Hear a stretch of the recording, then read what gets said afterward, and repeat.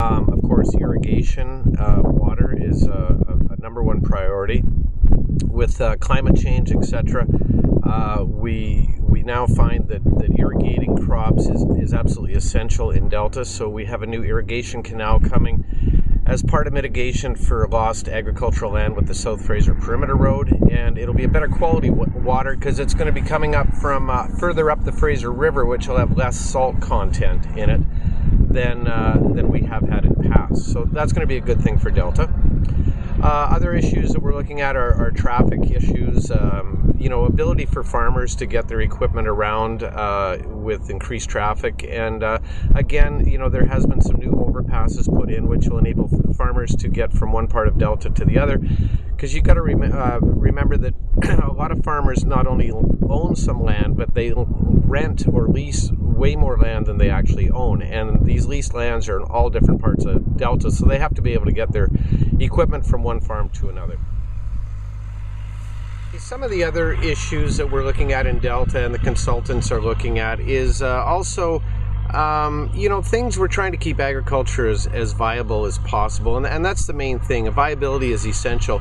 Farmers have to be able to make a decent living at it. We really want young farmers to be the future in Delta, and if young farmers see that their mom and dad are pretty discouraged about what's going on, they're not making a decent living, they're going to move on to other things. So young farmers coming along in Delta is very important to us.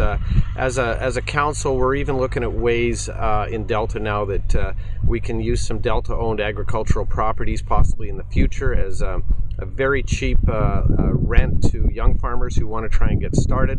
We're even looking at possibilities of an educational farming program in Delta where we can use some Delta-owned agricultural land to train young people in farming practices. And so there's some good things going on.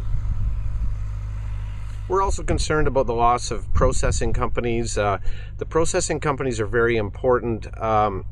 And we're down to one processing company now, Lucerne, and we've lost about 7 or 8 in the last 15 years, which is very concerning because these are the companies that sign up contracts in Delta for peas and beans and sweet corn and potatoes and things like that. So unfortunately, without processing companies, the guys just don't have the crops to plant. And having said that, we have to vary and move with the times, and that's why we're seeing more and more land being converted to more profitable crops such as blueberries and cranberries, and less perhaps towards potatoes and different traditional ground crops like that.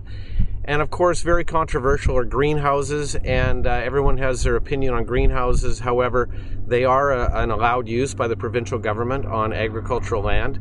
And they can certainly outproduce anything that we can grow with our limited, 5 or 6 months of the year with soil-based farming. So it really is a high technology type of farming, and certainly very profitable, the greenhouse industry. I think despite some of the problems we have, I think agriculture has a good future in Delta. The ALR is keeping further development of houses, etc. on agricultural land. So I think we can be very proud and happy to have a nice green community with lots of farmers and lots of farmland.